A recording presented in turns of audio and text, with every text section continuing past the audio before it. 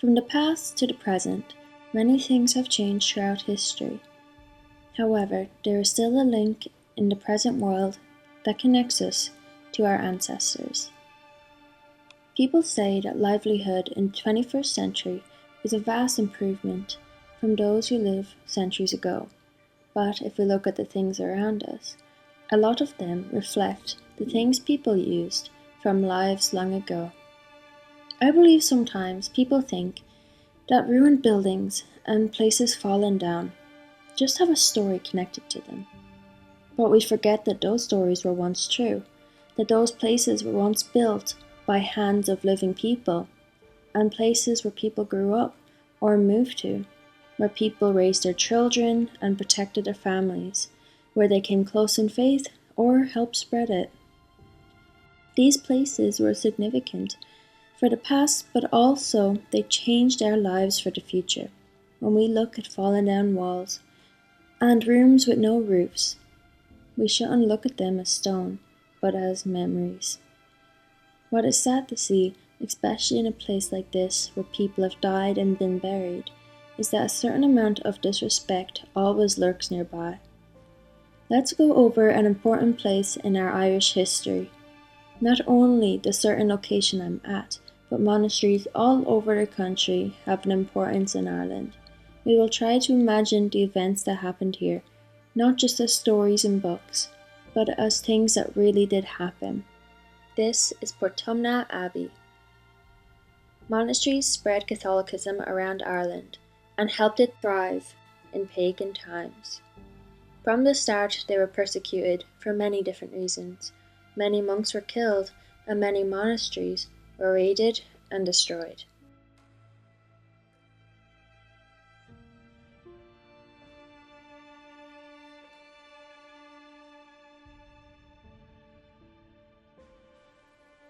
This abbey was built in 1620 by some Franciscan friars. Thankfully, that is long after the Viking Age in Ireland had ended. However, the monastery's decline can be attributed to a number of factors. Oliver Cromwell's forces invaded Ireland in the 1640s. They attacked many churches and monasteries, including the Franciscan Order. This abbey did face challenges during this period. Additionally, this abbey also suffered from neglect and despair over the years, especially during the decline of the Catholic Church's influence in Ireland. By the 18th century, Portumna Abbey was largely abandoned, leading to its state today. Today, it is found in County Galway, Ireland.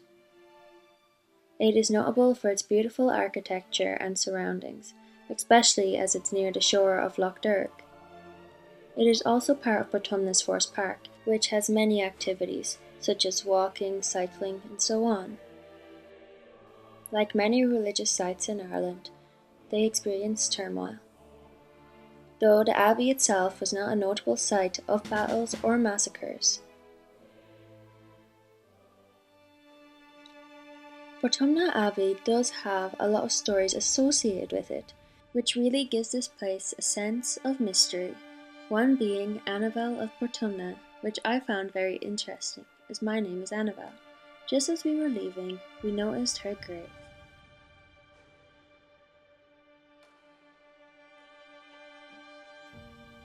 She is a well-known local legend, and is known for her tragic story. According to this story, Annabel was a young woman of noble birth, who fell in love with a man from a different social class. Their love was forbidden, and as a result, they faced significant obstacles. The story varies in detail, but it often ends in tragedy, with Annabel dying young, possibly due to heartbreak or other circumstances. Her story often includes the reference to her daughter, who is sometimes said to have been called Mary, but other times said to have been called Annabel after her mother. According to this legend, after Annabel's tragic death, her daughter faced her own hardships. The details of her life and fate can be varied depending on the version of the story, but she's often depicted as a figure who continues her mother's sorrowful tale. Other stories that pass throughout the area are ghost stories. Like many historical sites, Portumna Abbey has its own touch of the past walking through its halls. It is said to be haunted, and there are tales of ghostly apparitions and mysterious occurrences reported by visitors and locals. One involves the sightings of ghostly figures believed to have been a Franciscan friar. Visitors and some locals have reported seeing a figure wandering the grounds of the abbey, often described as wearing a traditional Franciscan habit. These sightings typically occurred during the evening or at dusk. The witnesses reported feeling a sense of calm or even unease when encountering an apparition. Some even claimed to hear whispers or soft chanting. Back to the history of Portumna Abbey. The Franciscans were known for their commitment to a life of poverty, community, and service. One notable figure associated with the Franciscan Order in Ireland during this period was Father Luke Wadding. He was a theologian and historian. Although he is not tied to Portumna Abbey, he is still influential in the establishment and support of Franciscan communities in Ireland. Sadly, though, individual friars who lived in Portumna Abbey are not well documented. The architectural features of this monastery are really beautiful. Pillars, which were most likely for structural support, really show the style of a 17th century abbey. It showcases elements of Gothic architecture. There have been ongoing efforts to preserve the remains of Portumna Abbey and its historical significance. The site is managed by the Office of Public Work, OPW in Ireland, which works to maintain and protect the ruins. Portumna Abbey was initially founded by the Franciscan Order in 1620, but it later came under the administration of the Dominican Order. The Dominicans were active in Ireland during this time, and were known for their commitment to education and preaching. They may have taken over the abbey as part of their efforts to maintain a Catholic presence in the region and to continue their mission in serving the local community. But also, it may have been for local needs, as the needs of the Catholic population may have influenced the decision for the Dominicans to take over the abbey. When visiting Portumna Abbey, there are many features to look out for, including the pillars and the arches that I mentioned earlier, but also the remnants of the high altar. While the abbey is in ruins, there may be remains of what was once the high altar area. To see this, look out for any raised platforms of stonework that might indicate the location of the altar. While the abbey may not have any standing statues, there might be alcoves where statues once stood. Before Portumna Abbey itself was built, there were earlier structures, such as a chapel that was built in 1254. It was dedicated to Saints Peter and Paul and was founded by Cistercian monks. However, this foundation declined and was replaced with a Dominican friary dedicated to Saint Mary assumed into heaven, Peter and Paul. It was founded in 1426. In 1582, Portumna was granted to Ulrich Burke. The friary was re-established in 1640 with Murcha O'Madden, the first prior.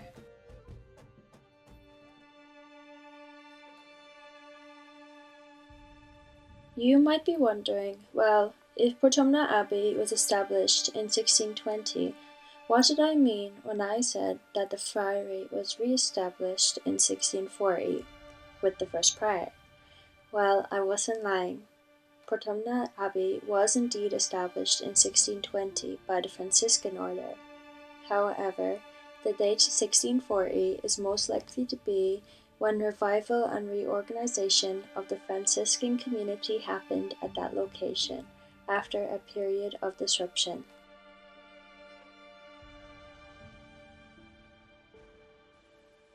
Murcha O'Madden was prior in 1691, when the friars were forced to flee after the Battle of Offrin.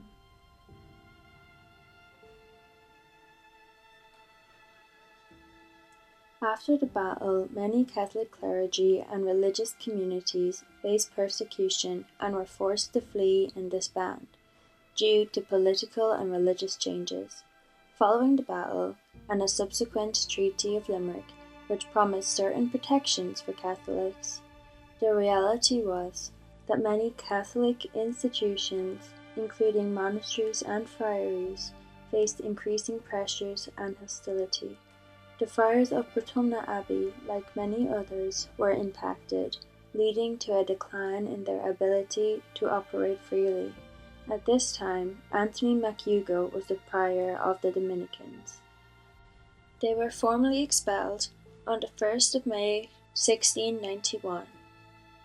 Some remained, and by the 18th century they had reoccupied the priory. However, Anthony MacHugo died there on the 24th of July 1711. The friars continued to live in the area until the 19th century.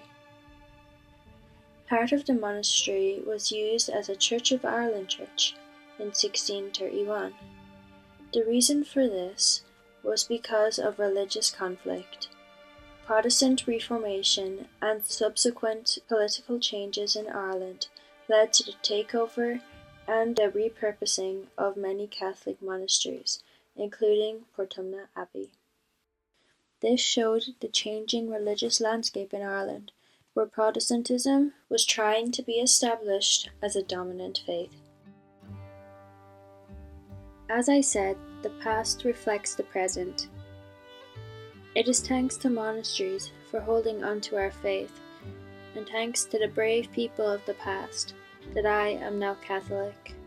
We need to observe and remember the things that have happened, because if we do, the events of many yesterdays ago will help lead our steps for tomorrow.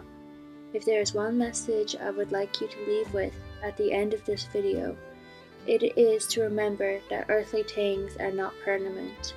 The places we all know in today's world will one day be nothing but remains of abandoned stone. Earth is temporary, and God has gifted us all with life to cherish. Even the lives of monks who work to save souls are no longer here among us.